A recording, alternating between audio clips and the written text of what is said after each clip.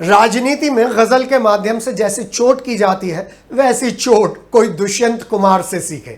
जी हाँ, आप अलग अलग चैनल्स पर तुकबंदी वाले गजलकारों को, कवियों को देख रहे हैं, पैरोडी मास्टर्स को देख रहे हैं और आजकल तो सरकार की स्तुति करने वालों को देख रहे हैं। लेकिन सोचिए, वो दौर 50 साल पहले का दौर, इमरजेंसी का वो दौर जिसमें शब्द निकलते ही जेल हो जाती थी। ऐसे में शब्दों को गजल के रूप में पेश करना क्या आसान काम था?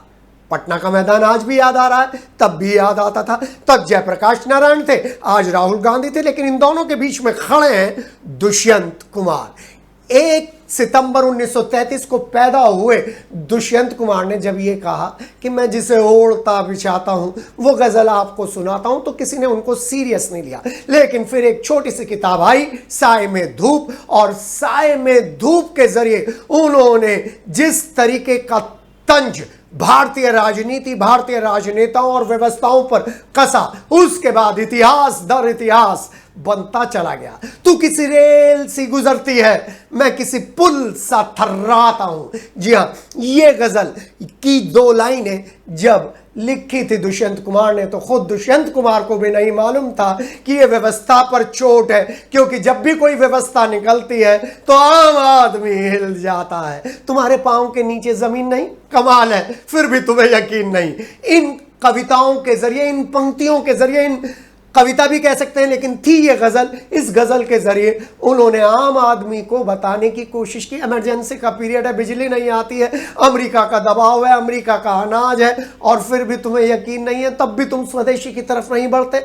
जी हाँ, आप गजलकार दुष्यंत कुमार को याद कर रहे हैं, दुष्यंत कुमार के बारे में सुन रहे हैं। जी हाँ, छोटी सी एक किताब साए में धूप, और उसमें चंद गजलें उनको जीवन भर के लिए अमर कर गई, और क्रांतिकारियों के लिए तो वो संजीवनी की तरह थे। और मेरठ से भी उनकी ज़मीन तलाशने की ज़रूरत नहीं है, क्योंकि मेरठ में भी उन्होंने त्यागी हॉस्टल के आसपास अपने जब क्रांतिकारी उद्गारों से लोगों को संबोधित किया, तो इमरजेंसी के पीरियड से लेकर उनके अंतिम दिन तक सब लोग उनको याद करते रहे।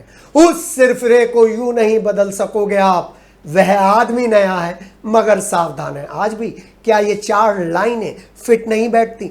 आप बदलने की कोशिश कर रहे हो अलग अलग मुद्दों से उस भारतीय लोकतंत्र के सिपाही को, जिसको हम वोटर कहते हैं, लेकिन वो सावधान है, और वो सावधान है अपने मतों के अधिकार को लेकर, वो सावधान है महंगाई को लेकर, वो सावधान है बेरोजगारी को लेकर, वो सावधान है करप्शन को लेकर, वो सावधान है इतिहास में दर्ज गिरावट को लेकर।